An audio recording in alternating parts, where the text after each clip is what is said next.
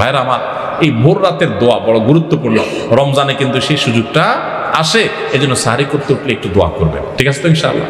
এরপরে ফজর নামাজ পড়ে পারলে একটু তেলাওয়াত করে ইশাক করে তারপরে দরকার হলে ঘুমাবেন, আর দরকার না হলে নাই।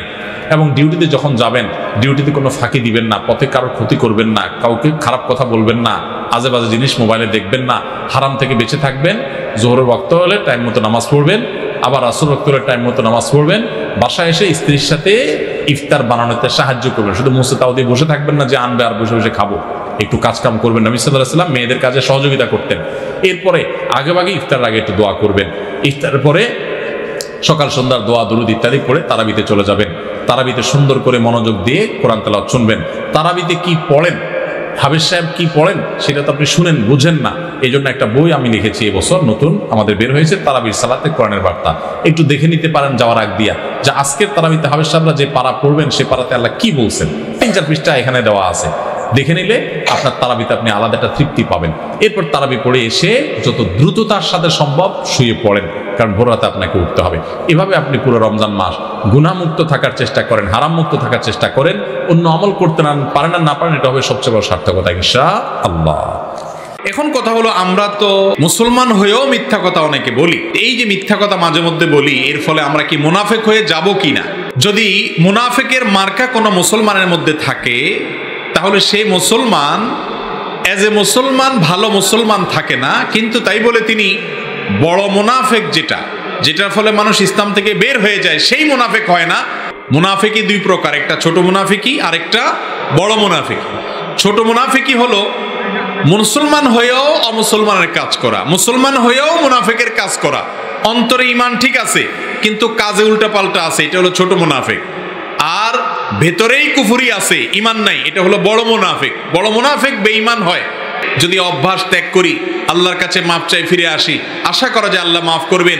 আর যদি অভ্যাস অব্যাহত রাখি, মুনাফেকের সব মার্কা নিজের ভিতরে নিয়ে আসি, তাহলে ভয় আছে না জানি কখনো বড় মুনাফেকিতে চলে যাই। মুনাফেকের লক্ষণ 3টি। স্বাভাবিক জীবনে আমরা কথায় কথায় মিথ্যা বলি, তাই বলে কি আমরা মুনাফিকগুলো বিবেচিত হব? খুব সুন্দর একটি প্রশ্ন। নবী করিম সাল্লাল্লাহু আলাইহি সাল্লাম বলেছেন, আয়াতুল মুনাফিকি সালাস, মুনাফিকের মার্কা হলো 3টা। কয়টা মার্কা মুনাফিকের?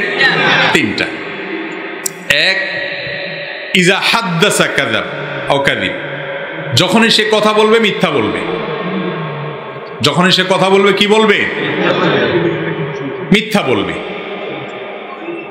আর যখনই ওয়াদা করবে, ওয়াইদা ওয়াদা আখলাফা, ওয়াদা করলে কি করবে? খেলাফ করবে। এই যে ইজা হাদ্দাসা কাযাব, কথা বললে মিথ্যা বলবে, আর ওয়াদা করলে ওয়াদার খেলাফ করবে। ওয়াইদা তুমিনা খান, তার কাছে কোনো আমানত রাখলে আমানতের খেয়ানত করবে। এই চরিত্রগুলো, এই মার্কাগুলো কার মার্কা?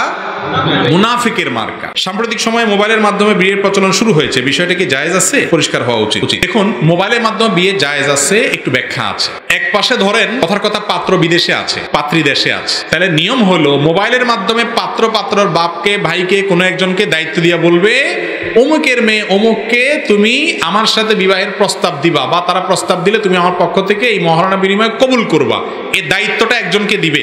সেই একজন এখানে বসে 2জন সাক্ষীর সামনে তারা প্রস্তাব দিলে সে বলবে বিদেশে অমুকের প্রতিনিধি হিসেবে আমি সেটাকে কবুল করলাম। কথা কি বুঝাতে পারছি?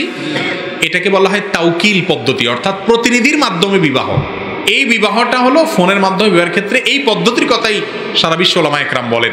আজকাল ভিডিও কলের মাধ্যমে হয়, আলহামদুলিল্লাহ। একই জিনিস ভিডিও কলের মাধ্যমেও হতে পারে। 2 দেশে 2জন যদি হয় এবং শুধু ফোন কলে হাই হ্যালো কবুল আর ইজাব হয়, এই সমস্ত ক্ষেত্রে নানা কারণে প্রতারণার সম্ভাবনা থাকে, এই জন্য প্রতিনিধি দরকার হয়। একজন প্রশ্ন করেছেন, কোন ধরনের পোশাক পরে নামাজ পড়লে নামাজ হবে না? যেই পোশাক পরলে শরীর দেখা যায় ওই পোশাক পরলে মহিলাদের নামাজ হবে না। শাড়ি পরে যদি নামাজ পড়েন আর হাতের এই যে আপনার গোসা অথবা পেট, পিঠ, বুক বা কাঁধ এগুলো দেখা যায়, চুল দেখা যায়, তাহলে কি হবে না? নামাজ হবে না। আপনি শাড়ি পরেন আর যাই পরেন, উপর দিয়ে আরেকটা ওড়না পরেন বা যাই পরেন, মাথা থেকে পা পর্যন্ত শুধু মুখমণ্ডল, 2 হাতের কবজি ছাড়া আর পায়ের পাতা ছাড়া, নিচের অংশ ছাড়া সব কি করবেন? ঢাকতে হবে, এমনকি চুলও। হালকা একটু দেখা গেছে 1 সেকেন্ডের জন্য ভিন্ন কথা, হয়তো সরে গেছে, সাথে সরাই দিলেন, কিন্তু পুরো নামাজ জুড়ে আপনার এই হাতের এই যে অংশগুলো এগুলো যদি খোলা থাকে নামাজ হবে না। আমাদের অনেক মা বোনরা আছে বিশেষ করে গ্রামে এখনো ওই শুধু শাড়ি পরে এমনভাবে নামাজ পড়ে যে তার শরীরের বিভিন্ন অংশ দেখা যায়। মহিলার নামাজের জন্য সতর হলো পুরো শরীর তাকে ঢাকতে হবে। কথা বুঝাতে পারছি? পুরুষরা মহিলাদেরকে শিখাই দিবেন। এবং আজকাল নামাজের ওড়না পাওয়া যায়, এক ওড়নায় শুধু মুখটা খোলা থাকবে, একদম পুরোটা ঢেকে যাবে, নামাজ শেষ আবার ওড়নাটা করে রেখে দেন, খুব ইজি হয়ে গেছে আলহামদুলিল্লাহ।